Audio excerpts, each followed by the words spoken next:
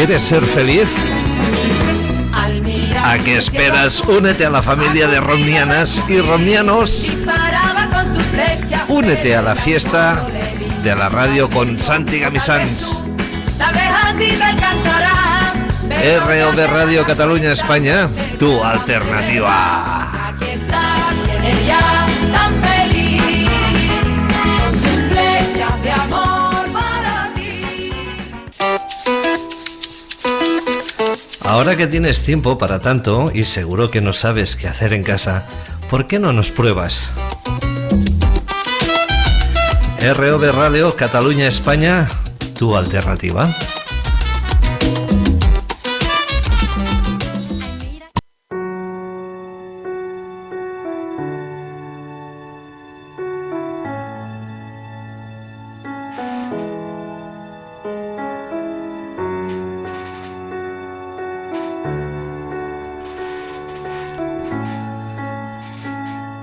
Señoras, señores, muy buenas tardes, buenos días, buenas noches para cuando veáis esta grabación.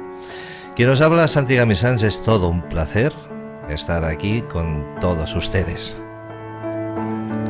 Y es que nos motiva mucho hacer radio, de verdad que sí, que solo por todos vosotros, todos los que estáis alrededor de este planeta que se llama Tierra, y que a través de esa red tan importante como es la Internet, ¿no?, pues podamos estar todos en contacto, podamos estar todos sonriendo y nos estamos viendo a través del Zoom, y entre otros sistemas de comunicación, ¿no?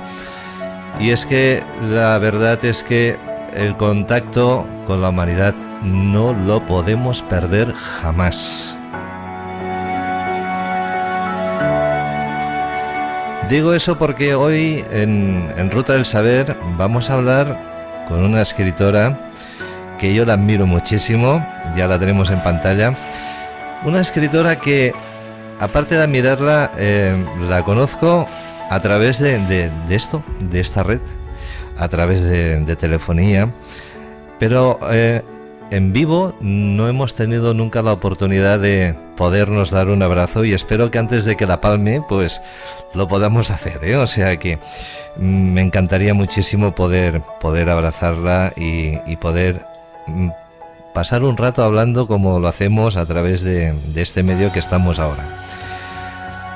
Esto es ROB Radio Cataluña España, y permitidme pues que haga lo que siempre nos gusta mucho hacer, y es tener en cuenta a nuestra audiencia.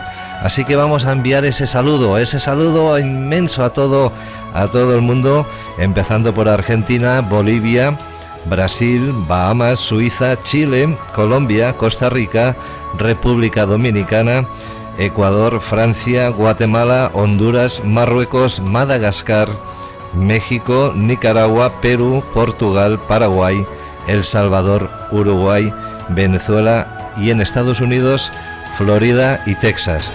Y como no, un fuerte abrazo también para todos los españoles y españolas. Un saludo inmenso para todo el mundo y para todos aquellos que seguro nos estáis viendo a través de nuestras redes sociales, pero que no nos llega, a veces no llega toda la información que quisiéramos de todos aquellos que nos ven. Para que eso suceda tenéis que poner ese like, el manito que digo yo, ¿eh?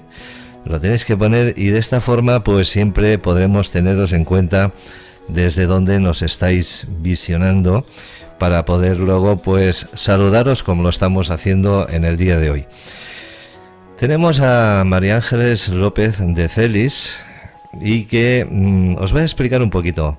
María Ángeles López de Celis nació en Madrid un 11 de abril del año 57. Ella se licenció en Psicología por la Universidad Autónoma de Madrid en el año 79, porque ella ansiaba ser docente. Su sueño de juventud era dirigir un colegio. Sin embargo, su vida giró inesperadamente esos 180 grados, que son muchos, tras conocer a un gran señor, a un gran caballero, a una persona que yo también le he admirado mucho y que ya no está entre nosotros, como fue nuestro presidente Adolfo Suárez González. En aquellos momentos, pues era el futuro presidente del gobierno y en su primer destino, como funcionaria de la Administración General del Estado, a la que apositó pues muy pronto debido a la precariedad de la economía familiar en aquellos años. Bueno, María Ángeles, aparte de que trabaja en el gobierno, también tenemos que decir que es una persona pues que se ha dedicado mucho a la lectura y no solo en leer, sino que también en escribir. Y la verdad es que ha escrito unos libros, vamos, que no tienen desperdicios. Yo os aconsejo que veáis en diferentes portales de internet, que los podéis ver, podéis ver todos los libros que ha escrito y ya os digo que no hay ninguno que tenga ningún desperdicio. Por ejemplo, Los presidentes en zapatillas. Cuidado, atentos porque os puede gustar muchísimo. Es un libro que se publicó en el 2010, pero todo eso lo vamos a hacer ahora de la mano de ella, que nos explique ella, porque es ella la que tiene que hablar y no yo. Otra cosa, la intención de esta entrevista hoy es porque María Ángeles, una mujer que no para, que le gusta trabajar, que le gusta, vamos, yo digo que es un culo inquieto, pues se ha metido en un proyecto muy importante que trata de la transición española. Esa transición que hubo entre el 1975 hacia el presente. Así que mucha atención porque vamos a hablar cosas muy importantes que pasaron, que sucedieron con esos nuevos gobiernos que entraron después del dictador y que, bueno, pues hay cosas que no se saben y que ella pues nos va a desvelar también. María Ángeles, ¿qué tal? ¿Cómo estás? Muy bien, encantada de estar contigo otra vez. Espera un momentito porque vamos a quitar la musiquita, así te vamos a escuchar. Ahora sí. ¿Cómo estás, María Ángeles? Muy bien, encantadísima de estar contigo otra vez, Santi, que ya es como una costumbre, ¿no? Que tenemos tú y yo. De vez en Pues sí. cuando nos vemos y encantada de poder saludar a toda la gente que nos escucha desde tantos países del mundo como los que has enumerado hace un ratito. Bien, pues son muchas las personas que están ahí detrás de esta pantalla que tenemos, ya sea del ordenador, del iPhone y todas estas tecnologías que nosotros ya nos empiezan un poco ya estamos chocheando con todas estas tecnologías que van saliendo, porque hablan de otras historias que dices, madre mía, antes un teléfono solo servía para ponértelo en el oído y hablar con alguien, ¿no? Y ahora ya podemos ver muchísimas cosas y podemos entrar en internet, vamos, hasta jugar. Así que, pero bueno, nos vamos modernizando también, ¿no? Los mayorcitos, así como nosotros, ¿eh que sí? No nos queda más remedio, Santi, si no nos quedamos atrás. Yo siempre digo que he vivido, soy de esta generación que ha vivido mi infancia y mi juventud en una época y mi madurez en otra completamente distinta. Es como si no tuviera nada que ver una cosa con la otra, porque realmente, bueno, yo pertenezco a un mundo en el trabajo y en las tecnologías absolutamente del siglo, de mediados del siglo XX. Y ahora esto es una locura, porque yo es que no soy capaz de seguir tan deprisa todo lo que, todos los avances y cada vez me voy, tengo que ir, Dios mío, que esta plataforma no la conozco, y no estás en eso que es, no sé, me pierdo. Pues sí, la verdad es que parece sencillo, pero luego no lo es tanto, ¿eh? Pero bueno, los que son más jóvenes no tienen ningún tipo de problema. María Ángeles, vamos a hablar un poco de ti. En años 78, tú entras en el gobierno, empiezas a trabajar ya en el gobierno. Oye, tú seguramente que en aquella época usaste mucho la máquina de escribir, ¿verdad? Claro, yo empecé a trabajar con una Lexicon 80, Ajá. que recuerdo perfectamente que además antes de, cuando terminábamos la jornada de trabajo, había que tapar con una funda y teníamos que limpiar la mesa, que tenían, eran como de, es que no me acuerdo cómo se llamaba aquello, como una formica que luego tenía un cristal Sí, encima y el sí. cristal se ensuciaba de las huellas y demás. Y antes de irnos a casa teníamos que dejar la mesa limpia. ¿Qué te parece? Vaya, vaya. Como de la sección femenina, eso es una cosa como de la sección femenina. ¿Qué quieres que te diga? En el año 78, por una carambola de la vida, pues empecé a trabajar con Adolfo Suárez. Yo tenía 21 años entonces, 21 años de los años 70, que casi me acababa de quitar los calcetines. Ya había empezado a estudiar la carrera y bueno, pues fue, ese hombre cambió mi vida para siempre. Efectivamente, me llevó por un camino en el que, bueno, pues me involucré absolutamente. También es verdad que entonces era muy fácil involucrarse en una tarea como tan determinante como la que teníamos por delante. Bueno, pues María Ángeles López de Celis, ahí donde la veis, pues estuvo trabajando para los 5 presidentes de España, desde la época de Adolfo Suárez hasta Zapatero, ¿verdad? Sí, con Zapatero trabajé 6 años y marché de presidencia un año antes que él. Lleva ya 32 años seguidos. No está mal. Oye, hablando de presidentes, si vamos a ser un poco malos ahora, de los 5 que has conocido, ¿con cuál te quedas? Hombre, yo, mi corazón está siempre con Adolfo Suárez, no hay duda posible. Era un hombre muy especial y probablemente el mejor jefe que he tenido nunca. Era un hombre tan agradecido, siempre que le felicitábamos o le dábamos la enhorabuena por alguno de los logros, que eran logros tan difíciles de conseguir, ¿no? Porque además no había experiencia ninguna, dábamos pasos sin saber cuáles iban a ser las consecuencias. Bueno, pues cada vez que algo salía bien, pues le felicitábamos. Él siempre nos decía que sin nosotros nunca nada sería posible. Valoraba tanto nuestro trabajo, el trabajo de todos los que formábamos parte de su equipo, desde el camarero que servía el café hasta, en fin, hasta el más importante, ¿no? Era un hombre muy especial y una época también muy especial. Como político, yo tengo que reconocer que creo que el más importante, sin duda alguna, el político más completo que hemos tenido, fue Felipe González, quien hizo un poco la transformación de la sociedad después de haber terminado con la transformación política que tenía que ser por anticipado, ¿no? Creo que son los dos personajes más determinantes de nuestra historia reciente, sin duda. Bien, pues esta pregunta que le acabo de hacer a María Ángeles tenía un poco de gancho porque con que vamos a hablar de la transición española, pues ya estamos dando un poco de, como decimos aquí en Cataluña, un poco de caliu, ¿eh? Para hablar de este tema que es peliagudo porque esa transición tuvo algunas partes positivas, algunas o muchas negativas, y, y hubieron acuerdos y desacuerdos. No sé si más acuerdos que desacuerdos.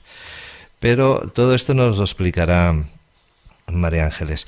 Vamos a recordar un poquito que en el año 1936 estalló la Guerra Civil en España, que en el año 39 pues finalizó esa guerra civil en la cual ganó pues el Ejército Nacional. Yo no voy a decir que la ganó Franco, porque no era él solo, sino que había más generales que estaban todos a las órdenes y que estaban todos trabajando por una causa, ¿no? Entonces vamos a llamarlo pues como Ejército Nacional, porque eran los nacionales. 39 finaliza y luego viene esa etapa de la posguerra, una posguerra que fue muy dura porque teníamos un país totalmente destruido, donde no había trabajo, donde, bueno, pues no había ni dónde cobijarse porque se había destruido muchos edificios, eh, había muerto mucha gente en la guerra. No os voy a decir el número total, pero tengo los datos, os lo podría decir. Pero creo que no queremos entristecer la entrevista con todo esto, sino que yo luego al final ya diré algo un poquito pues para, digamos, para dar un poco de homenaje a todas aquellas personas que murieron. Y da igual de qué bando fueran, porque todas eran personas humanas y con sus sentimientos y que, bueno, dieron su vida por una ideología que yo no voy a entrar ahora aquí en criticar ni mucho menos. Comenzamos con la transición española. Se inicia concretamente en el 20 de noviembre del año 75, tras el fallecimiento de Francisco Franco y la consiguiente proclamación de Juan Carlos I como rey de España 2 días más tarde. No obstante, algunos autores adelantan que la fecha de inicio de la transición fue el 20 de diciembre de 1973, cuando hubo el asesinato del presidente Carrero Blanco. Cuéntanos, ¿fue en el 73, fue en el 75, cuándo comenzó la transición? Indudablemente para mí la transición empezó en el 75 con el fallecimiento del jefe del Estado. Desde luego la muerte de este hombre, de Carrero Carrero Blanco. Blanco, fue determinante, porque probablemente si él hubiera seguido vivo y con un poder acumulado como el que él tenía y la confianza del jefe del Estado, sinceramente a lo mejor no hubiéramos tenido la oportunidad de poder abrir España un poco en ese sentido, que ya caminaba, porque la sociedad española caminó hacia la libertad y hacia la democracia mucho antes que los políticos. Desde la década de los 60, España ya caminaba hacia la democracia, se abrieron una serie de puertas, de normas, bueno, el pisito, el SEA 600, esa sociedad modernizada, y ahí vamos de vacaciones un poquito a la playa, en fin, España ya estaba cambiando y efectivamente, muerto Franco, pues se dieron los pasos necesarios para que hubiera una transición hacia un régimen democrático que fuera pacífico. Ese es el valor más importante de la transición. Hay- Tengo que reconocer Sí. que si ponemos en valor lo que se hizo, para empezar, yo siempre digo que no se pueden juzgar los hechos históricos con los parámetros de hoy. Las cosas han de juzgarse en el momento y con las circunstancias en las que sucedieron. No se puede hoy, en fin, hablar del siglo XV y de cosas en fin, que no tienen hoy ningún sentido, porque se vive de otra manera y con otros parámetros sociales, políticos y económicos. Entonces es imposible, comparar no tiene sentido. Pero sí que es verdad que algo que nos separa hoy de lo que fue aquella época es que en aquella época todo el mundo teníamos un objetivo común, todos teníamos un objetivo común, y era la democracia y la libertad. No perder de nuevo el tren de la historia. España no podía volver a perder ese tren y quedarse atrás. Era absolutamente necesario pertenecer a Europa, modernizar el país y ponernos a la altura de un continente que es al que pertenecíamos y queríamos ser igual que el resto de los europeos. Y ese objetivo común hizo posible que se sentaran a negociar, aunque fuera difícil, personas que estaban en polos opuestos, pero lo intentaban. Hoy no se intenta nada, hoy es destruir al otro, es nunca colaborar en nada, siempre el no por el no. Eso hoy no tiene ningún sentido y la sociedad está polarizada porque no tenemos un objetivo común. Esa es la historia, ni más ni menos. Bueno, hay una parte de, digamos, de la ciudadanía o de los entendidos en la materia que se atreven a decir que la transición comenzó en el año 66 cuando se aprobó aquella ley orgánica del Estado, ¿vale? Pero claro, habiendo Francisco Franco como dictador, yo no sé hasta qué punto esa ley orgánica podía ser muy apetitosa como para que empezara esa transición, ¿no? No sé yo si tenía buen puerto en aquellos momentos. Yo pienso que la transición, eh, esa transición, ¿qué significa el término? El término significa pasar de una organización política y de un tipo de Estado a otro diferente. Eso es un paso de un Estado a otro.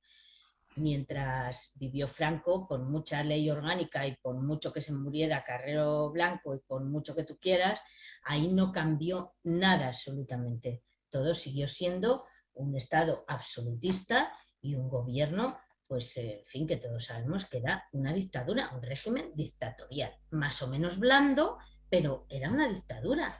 No había elecciones, no había libertad de prensa, no había, en fin, una serie de características que son la clave de una democracia. Sin eso es imposible que hubiera transición. La transición se inició cuando falleció Franco. Eso está así de claro. A partir de ahí, Mm. os voy a contar un detalle. Viviendo Franco todavía y siendo el rey Juan Carlos I príncipe todavía, Adolfo Suárez era gobernador civil de Segovia.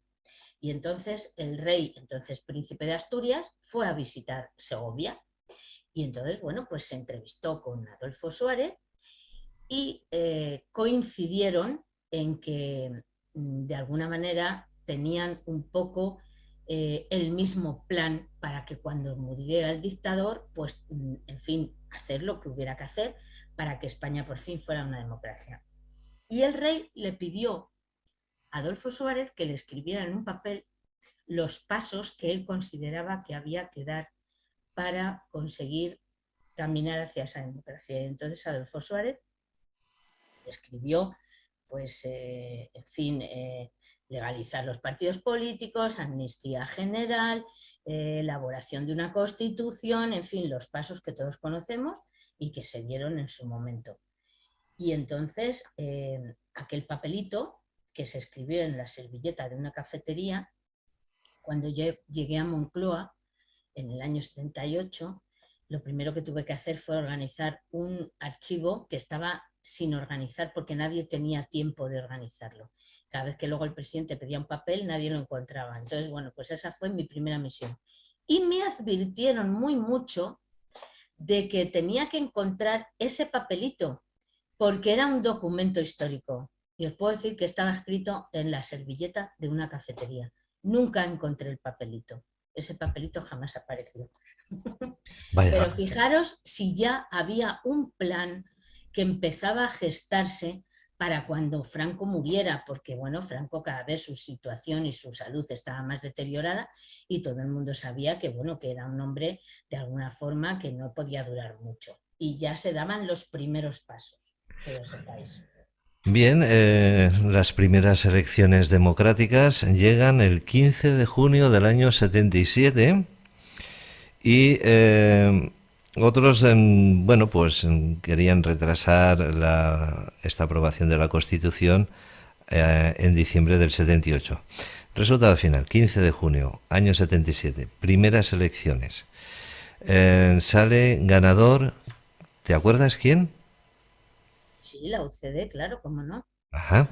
Un partido que nació sin bases, sin programa político, sin nada de lo que hoy conocemos que es un partido político bien organizado. Aquello fue pues una serie de personas con una serie de ideologías más o menos de un espectro liberal, centrista, derechista, en fin, pero siempre con ese toque de no ser una derecha muy conservadora.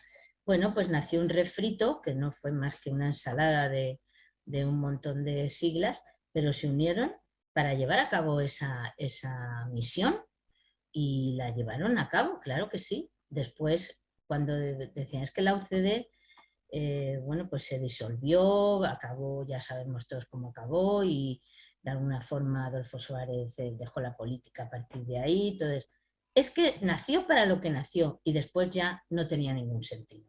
Ajá. Bien, Adolfo Suárez encabezaba la UCD con ese partido que sus siglas quieren decir Unión de Centro Democrático, un partido que era más centrista, que no iba ni a la derecha ni a la izquierda, era más de centro, ¿eh? En el año 78, en diciembre, se aprueba esa famosa Constitución española, si no voy mal, si tengo bien los datos. Sí. Una constitución que Adolfo Suárez tuvo que currárselo mucho, tuvo que trabajar muy en serio y yo voy a decirlo así, tuvo que pelearse con muchos amigos y enemigos. Sí.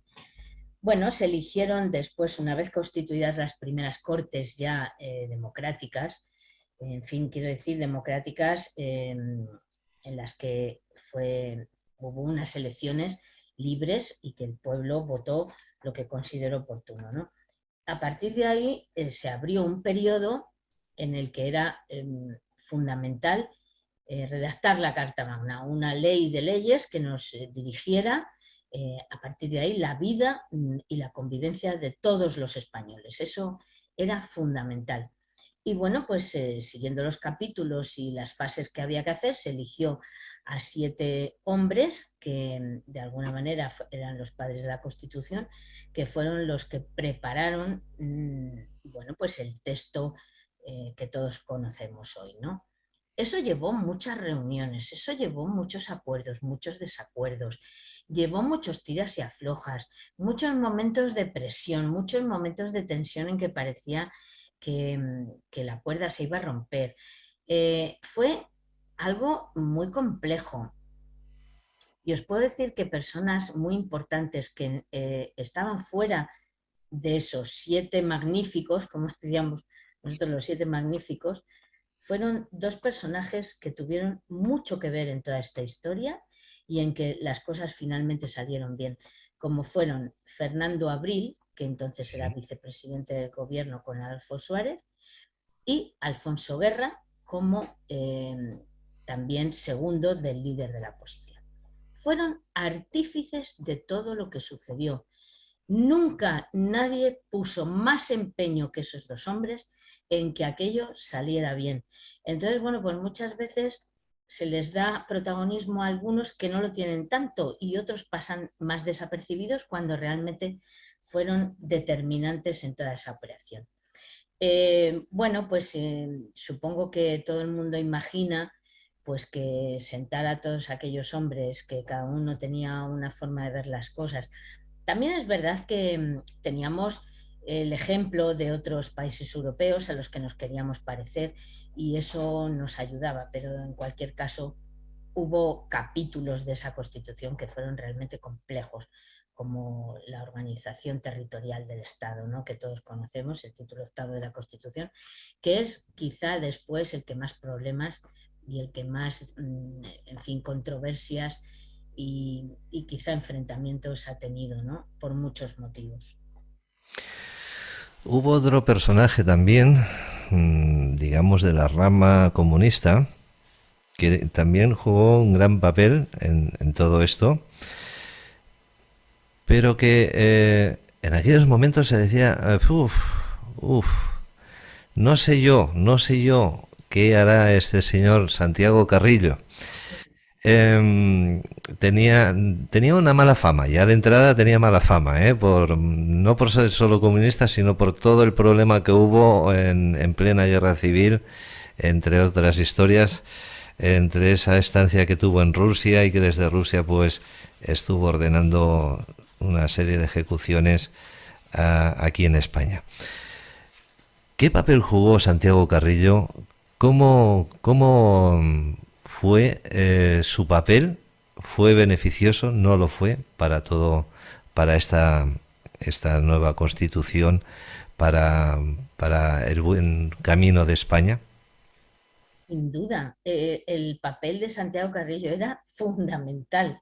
De hecho, como todos sabemos, tenía prohibida poner un pie en España porque, bueno, estaba perseguido.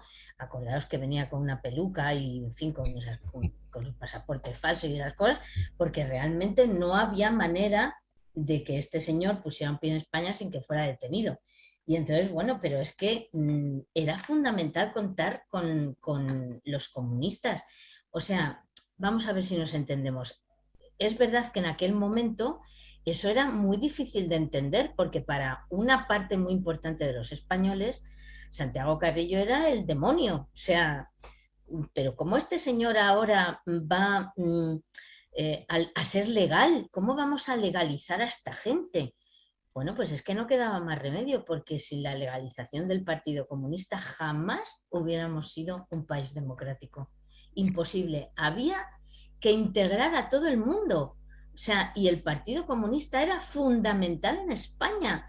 ¿Cuánta gente salió de España cuando venció Franco y el bando nacional? Muchísima gente salió de España. ¿Por qué? Porque eran comunistas, pero es que tenían que volver, teníamos que permitir que esa gente volviera a España, participara de lo que era la fiesta de la democracia en España después de una guerra civil y de una posguerra de 40 años. No les podíamos dejar fuera, es imposible. Pero yo tengo que reconocer que ese hombre que para muchos era el más odiado, era un hombre con una capacidad de entendimiento, con una visión de futuro y con una capacidad sobre todo de eso, de intentar ceder para conseguir objetivos. Esa fue, yo creo, lo más importante de todo lo que se consiguió. Yo, Un objetivo común y ahí todo el mundo debía ceder. Imaginaros lo que era un Santiago Carrillo sentado en la misma mesa que Manuel Fraga, un hombre que no solo era absolutamente estaba en el lado opuesto políticamente, sino que además tenía un carácter realmente fuerte. O sea, quiero decir que esos hombres además eran hombres con un carisma político y con un poder de mover masas increíble, cosa que hoy no existe. Pues imaginaros qué responsabilidad tan grande. No podían fracasar. De hecho, no fracasaron. ¿cómo nació ese entendimiento? Cuéntanos un poco. ¿Quién fue quien dio el primer paso para empezar a llamar a Santiago Carrillo, Manuel Fraga, etcétera, etcétera? ¿Quién dijo, oye, tenemos que hacer esta constitución y tenemos que contar con todos? Sin duda, Adolfo Suárez con la connivencia de su majestad el rey, entonces Juan Carlos I. O sea, Adolfo Suárez no daba un paso sin que el rey estuviera al tanto en fin, de todo lo que estaba sucediendo. Pero, desde luego, la hoja de ruta la marcaba Adolfo Suárez y sus colaboradores. Ya digo que Fernando Abril, había una serie de personas importantes, como por ejemplo Otero Novas, que fue una persona que redactó el primer borrador de la Constitución, mucho antes de que los padres de la Constitución tomaran cartas en el asunto. Todavía no había habido ni elecciones y ya se preparó un borrador, ya se prepararon unas líneas. Estos son procesos que duran mucho, no son de la noche a la mañana. Sin duda, Felipe González después heredó una España en la que había que hacer muchos cambios, pero todo ese Tetris que tuvo que realizar Adolfo Suárez para que todo funcionara y para que todo el mundo pusiera su grano de arena y en ese objetivo que teníamos que conseguir, desde luego que fue Adolfo Suárez y su carisma y su capacidad para... Era un hombre de Estado, era un político nato. Lo que no era, era un hombre de profunda cultura política. No la tenía, no la tenía, pero era un hombre muy intuitivo, era un hombre además entusiasmado con la labor que le había tocado hacer y ese entusiasmo le llevaba al éxito porque realmente cautivaba. La primera vez que se entrevistó con Santiago Carrillo, pues creo que se enamoraron los dos uno del otro. Eran personas que realmente conectaban, a pesar de sus diferencias, pero conectaban. ¿Por qué? Porque se respetaban. Hoy no hay respeto entre los políticos. No tenemos más que ver una sesión parlamentaria para darnos cuenta que eso, respeto cero. Aquí había mucho respeto. Otra cosa es que estuvieran en polos opuestos en cuanto a ideología, pero había un respeto absoluto. Yo recuerdo, fíjate, en los tiempos en que el gobierno de Calvo Sotelo, que fue el siguiente a Adolfo Suárez, en el que Calvo Sotelo, sabiendo de antemano que su sucesor iba a ser claramente Felipe González, no daba un paso sin contárselo primero. Y era el líder de la oposición. Imagínate hasta qué punto esa responsabilidad quería ser compartida y quería que la oposición estuviera al tanto de todos los planes del gobierno. Las veces que vimos a Felipe González entrevistarse con Calvo Sotelo en la presidencia del gobierno en el Palacio de la Moncloa, montones, decíamos, este ya parece que forma parte de la nómina, porque este está aquí tanto ya que parece que forma parte del personal. Quiero decir que era un sentido de Estado y un sentido de la responsabilidad que hoy brilla por su ausencia. Y eso es muy importante para conseguir consensos y acuerdos. Si tú no respetas al que tienes enfrente, difícilmente vas a conseguir nada. Es imposible. Adolfo Suárez, un presidente que comenzó un gobierno pues con mucho éxito, como decía María Ángeles, pero que con el tiempo no sé si es que se fue desgastando o es que la oposición o el enemigo lo desgastó. ¿Qué pasó con Adolfo Suárez? ¿Por qué esa caída de Adolfo Suárez? Bueno, pues Adolfo Suárez finalmente, como todo el mundo sabe, fue un hombre al que le dio la espalda, empezando por su propio partido.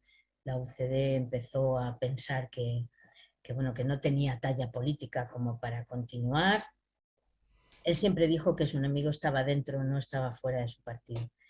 Bueno, pues de alguna manera también el Partido Socialista empezó a tener pues mucha más solidez y quería que España tuviera un cambio. Ya estaba hecha la Constitución, ya habíamos dado los primeros pasos, ya había habido elecciones generales, municipales, que por primera vez aquello también fue muy importante, las primeras elecciones municipales. En fin, que ya todo esto estaba rodado. Entonces ahora toca ir por otro lado. Vamos a ver qué podemos hacer. Ujú. Todavía el ruido de sables era tremendo. Sabemos que en el ejército todo aquello costó mucho. Tenemos que entender que el ejército en aquel momento tiene nada que ver con un ejército democrático como el que tenemos hoy, pero entonces era un ejército mm, muy retrógrado, todavía, en fin, muy poco democrático.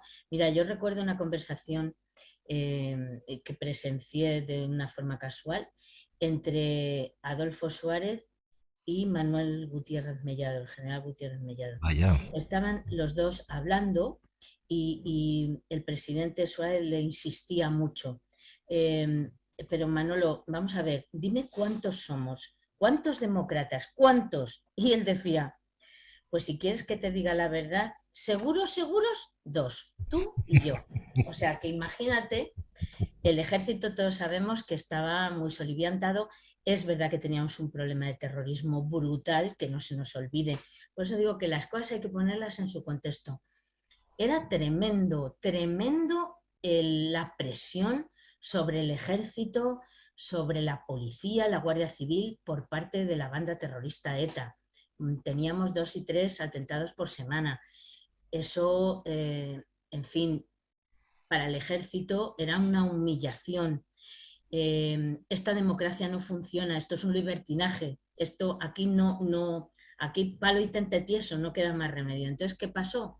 Pues que todo eso unido pues hizo que Adolfo Suárez empezara a no contar con el apoyo de las fuerzas, de los poderes fácticos que son muy importantes. Y al despacho del rey llegaban recaos. Adolfo Suárez está quemado, Adolfo Suárez tiene que dimitir, Adolfo Suárez hay que recambiarlo y el rey finalmente también pues le retiró su apoyo. Así fue. Vaya, vaya. Tenemos poco tiempo, nos quedan 15 minutos, vamos a acelerar un poco, porque pensad una cosa, lo que estamos hablando aquí hoy es muy interesante, pero que sepáis que luego, dentro de nada, vamos a hablar de su proyecto, donde vais a poder acceder a él y todo lo que estamos hablando aquí ahora lo vais a poder vivir en vivo. Así que tranquilos que no queda aquí la cosa. Pero a mí me gustaría hacer un repasito. Felipe González, ¿qué es lo positivo que hizo para esta transición, para que España fuera mejor? Pues indudablemente Felipe González hizo bueno, pues de alguna manera la transición social. Faltaba, después de haber conseguido la transición política, nos faltaba la transformación social. España todavía estaba muy sin estructuras. En fin, tenemos que pensar que desde que España entra en la Unión Europea, uno de los capítulos más importantes de nuestra historia, empieza a tener buenos hospitales, buenas carreteras, empieza a tener un Erasmus en la que los estudiantes se intercambian, empezamos a ser europeos de verdad, empezamos a tener las mismas oportunidades que los otros y además a una velocidad increíble. Es verdad que también costó pagar una factura, todos los cambios hay que pagar una factura. Recordar la reconversión industrial, lo duro que fue y tantos momentos difíciles en los que, bueno, incluso hasta el propio, recordaréis el protagonismo que entonces tenían los sindicatos, que ahora ya no lo tienen, pero entonces el protagonismo era brutal. A Felipe González se le organizó una huelga general que nunca se había dado en este país, ni se ha dado después, o sea, en el que se paró España entera. Eso para un presidente del gobierno de corte socialista es muy, muy duro. Fueron momentos difíciles, pero indudablemente si hoy estamos aquí es gracias a esa capacidad de internacionalizarnos. Yo recuerdo a Felipe González junto con su señora, esa mujer espléndida como era Carmen Romero, tan española y tan guapísima, que iban los dos por el mundo, que nos representaban fenomenalmente bien y pusieron a España en el lugar que le corresponde. Es decir, se abrieron las puertas de España y se abrió España al resto del mundo. Eso fue el que España cambiara por completo. Felipe González, que también tuvo unos años brillantes, Uh que -huh. luego pues también le pasó factura. No sé si el tiempo de tanto tiempo de estar gobernando o bien porque se enfollinó en algunos temas que no debía haberse metido, ¿no? Como por ejemplo el tema del GAL y entre otras cosas, ¿no? Cuéntanos un poquito sobre el tema del GAL. ¿Había necesidad de que hubiera estos mercenarios para paralizar un poco los ataques de ETA? ¿No había otra forma de poder solucionar eso? Bueno, si yo digo algo, se me va a acusar de, bueno, ser partidaria del terrorismo de Estado o algo así, y de ninguna manera, o sea, de ninguna manera, eso que vaya por adelantado. Pero mira, cuando la gente habla de la guerra sucia contra ETA, la guerra contra el terrorismo no puede ser limpia, ha de ser sucia y ha de ser eh, infiltrándose en las filas, infiltrándose en un País Vasco en el que de alguna manera esa banda terrorista contaba con muchos apoyos. Un País Vasco que miraba para otro lado, que votaba masivamente a los partidos abertzales, en fin, vamos a poner cada cosa en su sitio. Entonces, sinceramente, un país con un problema de terrorismo, cualquier presidente del gobierno se dejaría la piel por liberar a su país de un estigma como ese. Es verdad que lo de los mercenarios salió muy mal, porque en España somos muy chapuzas para todo. somos los que vamos poniendo el cazo por delante. Es decir, a mí me tienes que pagar, pero bien para hacer lo que voy a hacer. En fin, que salió, la operación fue un desastre, todos conocemos a Medo, a Domínguez y todo lo que sucedió. Y bueno, pues es una pena porque esto en otros países lo que pasa es que no se sabe, no se conoce, la prensa no filtra nada que tenga que ver con eso, porque se llega a un acuerdo entre gobierno y medios de comunicación y aquí nadie se entera de lo que está pasando. Una vez escuché, ya dejando de ser presidente del gobierno, ya hacía muchos años, a Felipe González decir que él tuvo la oportunidad en un momento dado de acabar con la cúpula de ETA que estaban localizados y reunidos en un chalet, en una zona X que no recuerdo bien. Tuvo la oportunidad de acabar con ellos, un asalto masivo, y se terminó. Y no lo hizo.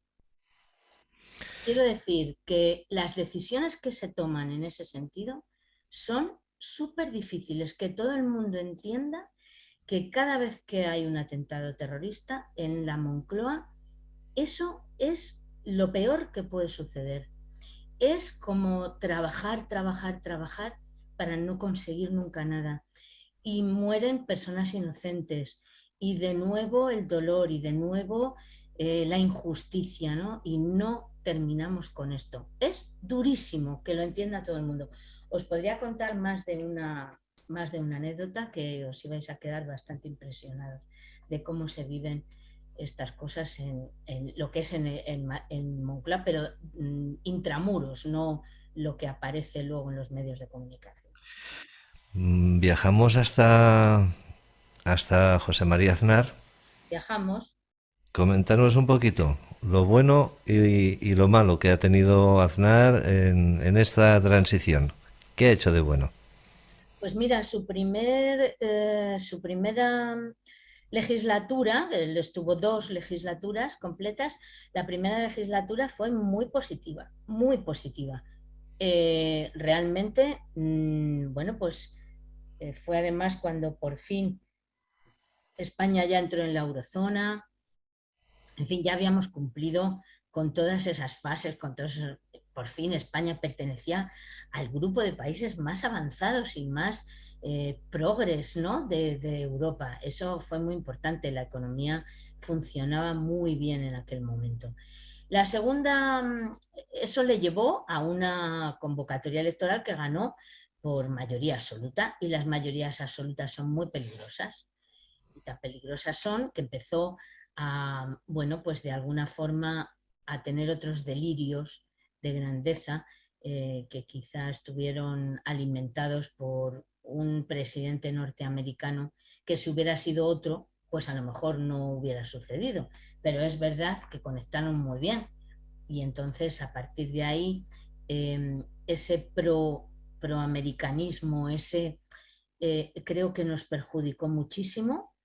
Y bueno, pues finalmente todos sabemos cómo acabaron las cosas, con un atentado terrorista que cambió la historia de España, porque no olvidemos que el atentado de los trenes de Madrid hicieron que se diera la vuelta al resultado electoral, que se daba por hecho que el Partido Popular iba a continuar, y al frente y a la cabeza Mariano Rajoy.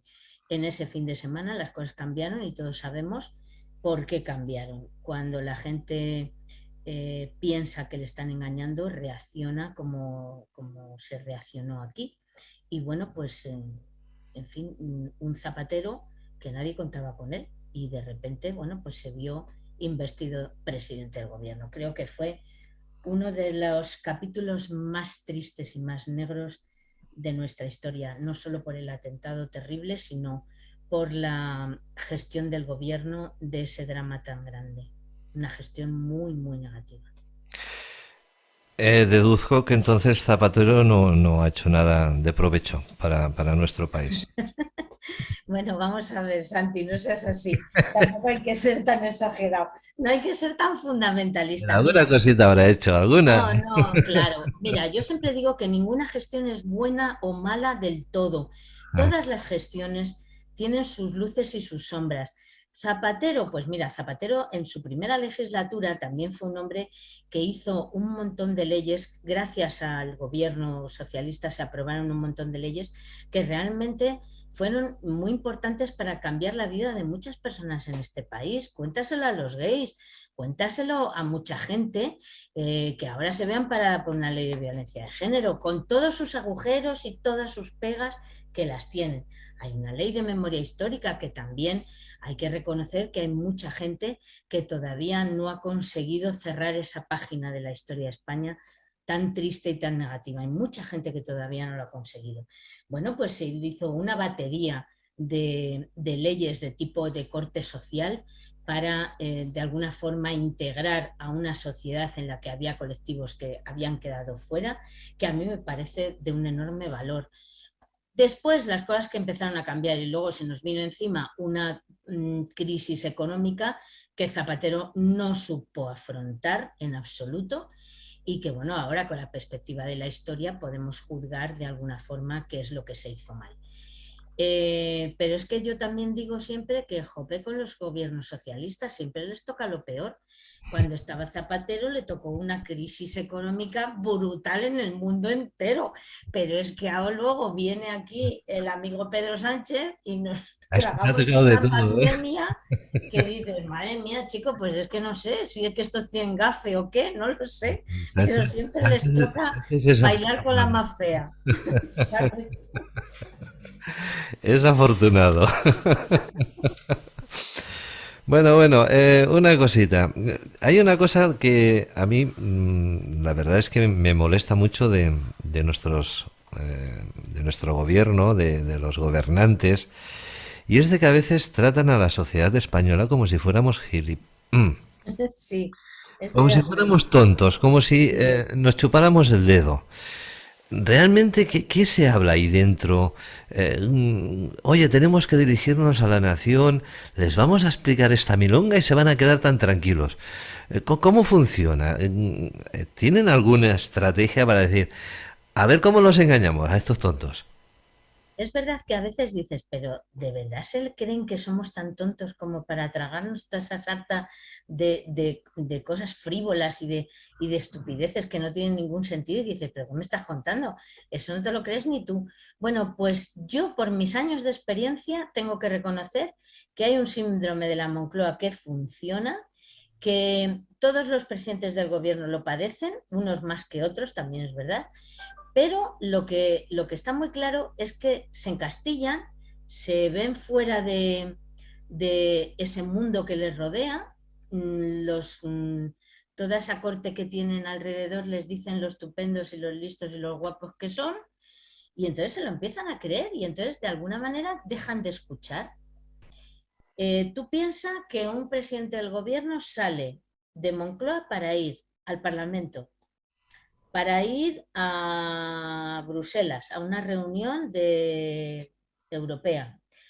Va a un viaje oficial a, yo qué sé, a Vietnam, pero no se mueve en la calle, no sabe lo que la gente opina, porque además los demás ya se encargan muy mucho de que no se entere de lo negativo.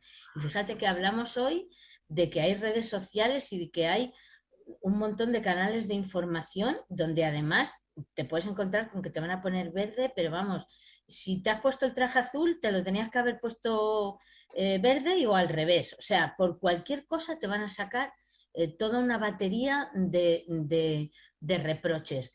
Bueno, pues parece mentira, pero sigue funcionando así porque también es verdad que hay una corte que les dice lo estupendos que son y lo bien que lo hacen y que no te preocupes que es que eres un incomprendido, pero al final la gente luego vota y te va a votar.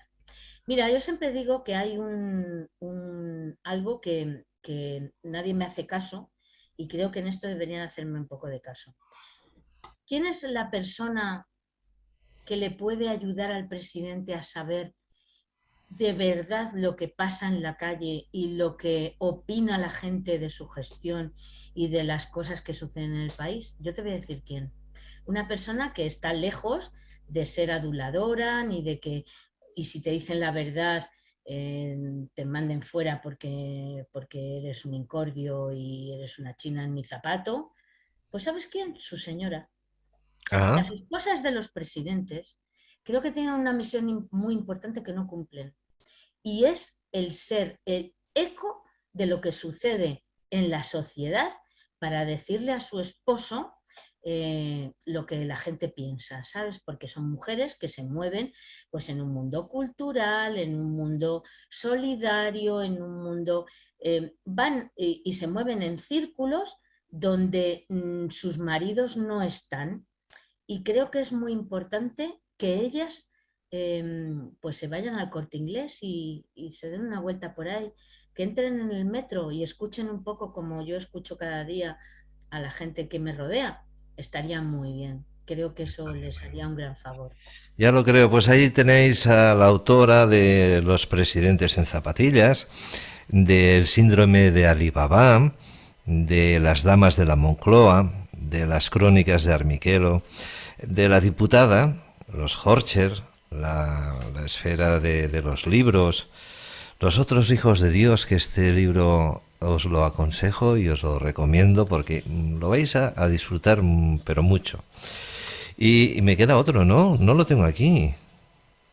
No, No, ya está, no está, Santi, sí. ya está, ya esto es... Bien, bien, bien, bien. Ah, ya sí, sí, es terminé. verdad que no te entrevistaba desde la última que fue Los otros hijos de Dios. Claro, esa fue, salió en el 2020, a finales del 2020, y ya no he vuelto a publicar nada porque con la pandemia y demás Cierto. se pierden los libros, ¿sabes? Porque no hemos podido hacer promociones, ni eventos, ni presentaciones, y es una pena y decidí que hasta que no terminara todo esto no volveríamos a publicar. Entonces, bueno, pues tiempo habrá. Bien, Paula. Bueno, oye, cuéntanos. Cuéntanos Eso sobre es. esa transición española, que es lo que tú estás llevando a buen Eso puerto. es. Como ahora no he publicado nada en este tiempo, pues en los últimos 9 meses, que ha sido como un parto, pues me he dedicado a trabajar en este proyecto que se llama la Biblioteca de la Transición. La Biblioteca de la Transición consiste en una trilogía de esos 3 libros que hablan sobre esa etapa tan importante como los que tú has citado, Los presidentes en zapatillas, Las damas de la Moncloa y El síndrome de Alibaba. Es una trilogía online, puesto que estos libros ya no están en circulación. Es online y a la vez que puedes hacerte con ellos, puedes participar en una serie de masterclass conmigo que vamos a celebrar y que en principio, bueno, pues son quizá lo más atractivo de todo, ¿no? El poder preguntar, el poder tener esa interacción con la autora. Es una trilogía que, que realmente es exclusiva, es muy exclusiva. ¿Por qué? Pues porque los datos que recogen son mis vivencias, son lo que yo he vivido. Vas a encontrar cantidad de anécdotas, de curiosidades, de cosas que no sabes, pero que es que no las vas a encontrar en ningún otro libro, porque sobre la transición ya se ha escrito todo lo que había que escribirse. Pero yo te lo voy a contar de otra manera. Y además vas a descubrir un montón de cosas que te van a resultar muy chocantes y muy impactantes. Mira, el otro día colgué en las redes un adelanto y dije, si os apetece, uniros a mi grupo de Telegram, que os voy a contar cómo se celebra un Consejo de Ministros. ¿Por qué los ministros se sientan de la manera en que se sientan? ¿Qué es lo que hay en esa sala? ¿Cómo es la documentación que manejan? ¿Quién habla primero? ¿Cómo se comunican entre ellos? Bueno, eh, grabé un vídeo y lo colgué. Bueno, no sabes, la gente estaba interesadísima, le ha parecido muy interesante. Es muy El interesante. próximo os voy a contar cómo es el búnker de la Moncloa, Ah, porque en la Moncloa hay un búnker y yo os voy a contar con todo detalle cómo es ese búnker. Eh, Eso no lo vas a encontrar en los libros de autores tan impresionantes, tan sesudos y tan súper importantes, pero es que eso ya está ahí. Cualquier persona que quiera tiene acceso a esa documentación a través de libros, de las bibliotecas. Lo que yo os cuento, eso no os lo va a contar nadie más que yo. Así que bueno, que sepáis que podéis acceder muy fácil con un solo clic a el enlace www.labibliotecadelatransición.es. Muy fácil. Sencillo, sencillo. Así que yo también os animo a que lo hagáis porque lo vais a pasar muy bien con María Ángeles. Es una gran persona, es una persona, pues, como os decía antes, que yo la admiro desde hace muchos años y que podemos aprender mucho de ella, pero muchísimo. No os lo imagináis. Oye, a ver si puedes hacer alguna foto al búnker y la cuelas por ahí. Bueno, bueno, todo se andará. Ya te digo que luego, en fin, estas cosas, pues es lo que sucede siempre. Como gente que esté interesada porque esté haciendo algún trabajo de tipo académico o solo por curiosidad, porque le gusta, porque le apetece saber más cosas, porque quiere preguntar cosas que no sabe dónde encontrarlas en otro sitio. Estoy dispuesta siempre a disposición de cualquiera para que en todo momento que yo pueda echar una mano o resolver una duda o contar algo que a la gente le interese, por supuesto que cuenten conmigo. Así que nada, dobles, la biblioteca de la transición.es, y lo vamos a pasar muy bien, como dices tú, Santi. Y también la podéis encontrar por el Facebook, Instagram también, ¿verdad?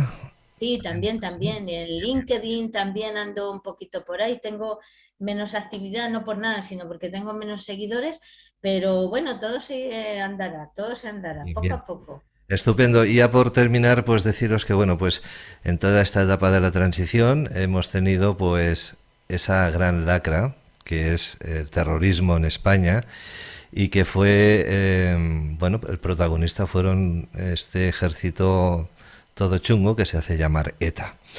O se hacía llamar ETA. Yo tengo mis dudas si se hacían o se hacen llamar. De todas formas, pues ellos fueron los responsables de muchas muertes, de gente inocente, gente que no tenía nada que ver con sus ideologías y que no se merecían perder la vida a cambio de nada. Así que por todas estas víctimas, pues va este pequeño homenaje, esta pequeña memoria por ellos, porque nunca les vamos a olvidar, nunca vamos a tener la desfachatez de ser tan pocas personas que vamos a olvidarlos como han hecho estos señores de ETA, que se olvidan de todo el mal que han hecho en esta historia de la transición española. María Ángeles, ha sido todo un honor, un placer. Igualmente, y me uno a ese homenaje. Todo el mundo que me conoce sabe que llevo 12 años trabajando en el Ministerio del Interior cuando dejé presidencia para las víctimas del terrorismo desde la Dirección General de Apoyo a las Víctimas. Y bueno, pues hacemos un trabajo encomiable. Mis compañeros que son realmente unos cracks y siempre estamos ahí para intentar siempre, siempre, siempre apoyar, ayudar y que la memoria se siga manteniendo siempre. En fin, son de alguna forma nuestros héroes, ¿no? Nuestros héroes, nuestros caídos. La democracia también tiene caídos y estos son nuestros caídos. Y por último, deciros que sería bonito cambiar el Parlamento. ¿Recordáis aquellos años donde pasaban aquellos circos que venían por los pueblos y Mm. lo pasábamos también, ¿verdad? Vamos a cambiar el Parlamento por esos bonitos circos, porque ya tenemos bastante circo en Madrid con en el gobierno. Que descansen un rato, que dejen que vuelvan los circos de verdad y que podamos reír con los payasos y con gente buena y gente guapa. Ángeles, un beso y un abrazo. Muchas gracias por haber estado aquí con A ti, nosotros. Santi, siempre. Y un recuerdo para los ucranianos que en este momento sufren esta terrible experiencia vital, ¿no? Esperemos que esto se termine pronto. Pronto, pronto haremos un programa especial de ellos, pero tenemos que esperar porque están llegando aquí a España, no saben el Mm, idioma y tenemos mm. que esperar un poquito a ver cómo lo hacemos y encontramos intérpretes para poder comunicarnos y hacer algo fluido y que salga un poco bonito para que todo el mundo. Genial, Santi, fantástico. María Ángeles, mucha suerte en este proyecto, que Dios Muchas te bendiga gracias. y hasta pronto. Y Muchas. hasta pronto a todos. Claro que sí, un saludo. Un saludo. Familia, que Dios os bendiga y nos reencontramos aquí otra vez, muy pronto. Pasadlo bien, sed muy felices y bendiciones para todo el mundo. Chao, chao.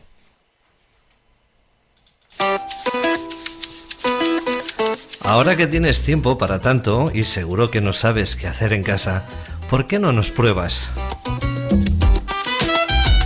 ROV Radio, Cataluña, España, tu alternativa.